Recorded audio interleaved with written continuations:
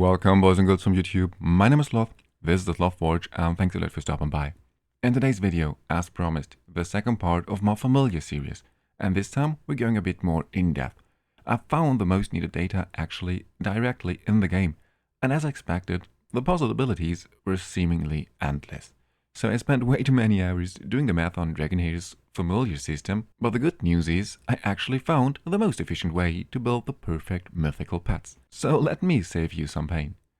Last time we calculated the most efficient way to get as many mythic pets as possible. Today we talk about how to fuse the best possible mythic pets once you already have a bunch of mythical pets available. Ideally, you should save up to 50 or even more mythical pets before you start using the method that I'm going to show you now. Why? Because you want as many one-talent familiars with exactly one signature talent as possible, because they are just statistically the best feeder pets. And like I said, the more of those pets you have, the more efficient this method is going to be. And by the way, these are the talents that we are aiming for. And I call them signature talents just because they are usually only obtainable by hatching or evolving. Each species has its own signature talent, but on top of that, of course, there is also the option to pass these signature talents on through fusion, and that's exactly what we're taking advantage of here.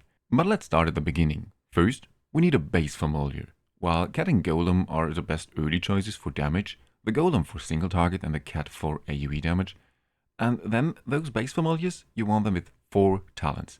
It's not really important how many signature talents you already have on your base familiar, even though it obviously helps if you already have 1 or 2 signature talents on your base familiar. But since I want to show you the full process once, let's assume we start with the worst possible base familiar.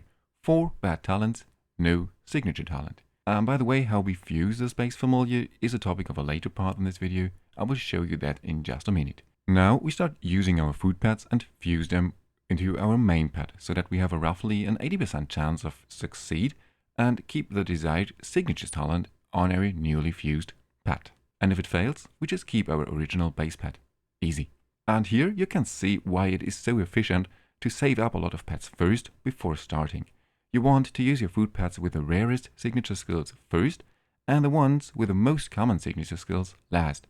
This is very important because since it is mostly RNG, every account has different food pets available, and some will have endless Dragonstride pets, for example, and only 1 or 2 pets with a Vulture's Majesty, for example. So this is why it is so efficient to first save up a lot of food pets before you start with this method. Now we just repeat this process, but the odds go down. As you can see, now we only have a 60% chance to succeed, because we want to keep both talents. And this is exactly why we use the rarest food pets first. The rates get worse the more talents we try to keep.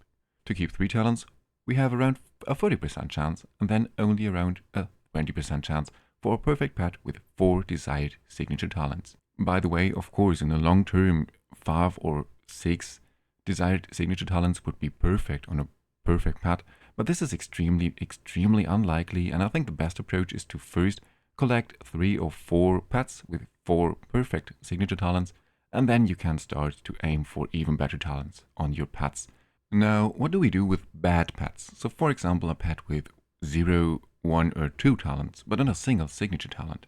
Familiars with 0 talents, we use them and fuse them with potential food pets, so epic or legendary familiars with exactly 1 signature talent but nothing else, and hope to make them mythic. Pets with 1, 2 or 3 bad talents, we use them to create our base pet. And pets with exactly 1 bad talent and 1 signature talent, you can use them as food or to make a base pet, depending on your situations. They are not ideal food, but it's an option just for your information. And as a heads up, you can also use your friend's familiar for a potentially strong starting base.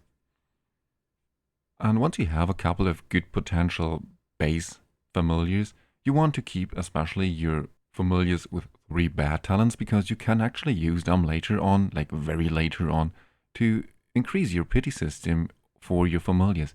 But this is something for a future guide and nothing for today. But well, this is the whole magic of this strategy, and the very cool thing about this, let's call it the checkpoint strategy, is that you cannot really lose any progress, because first, you can always decide to keep your main pet, and second, the outcome will always have at least the same number of talents as before. But of course, you still lose your food pet, but that's kind of obvious, isn't it? And this is pretty much the whole strategy. So, now one more thing to mention is I really have to give some special thanks to John X for his amazing support with this video, because this video took a lot of time. It took a lot of time to test, to calculate, and also to edit this video. And yeah, I really appreciate his help, because this would not have been possible without him. And yeah, it literally took a lot of hours. This is why I highly appreciate his help. And I would also highly appreciate, of course, every kind of feedback from you. Do you disagree with something, or did I make a mistake? And of course, also a like or a subscription would also be highly appreciated. But anyway, that's it for today. Thank you very much for watching, and good luck with your mythical pets.